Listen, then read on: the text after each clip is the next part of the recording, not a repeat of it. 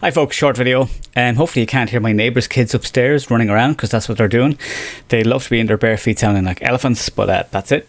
So I'm doing an edit of a remote shoot that I did with Ivory Flame. So I'm just going to do a little thing that I like to do with hair for red hair, and it's just enhancing red hair. So let's just dive straight in. So I've done my frequency separation and stuff like that. I've done a few bits and bobs with it. But what I'm going to do here now is I'm coming in to do something specific on the hair.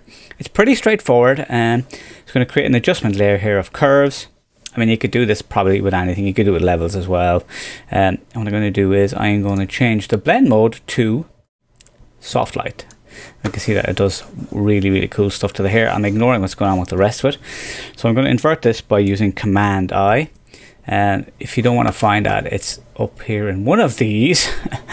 Where are we now? Just in Image, Adjustments, Invert.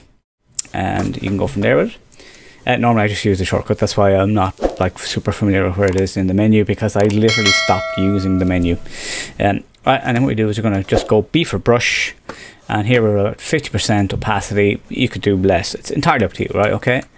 And then we're literally just going to paint it in. Now I'm using a mouse because my brush is, my pen and tablet is kind of missing. So we can just see here that we're going to pull a little bit in here.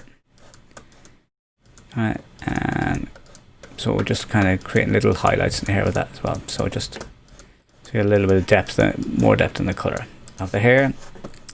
Super quick, just showing you this. Not going to spend too much time on it because I think you've gotten it by now. So yeah, curves, adjustment, layer, soft light, invert, and then paint it in where you want it to be. And does it make a difference?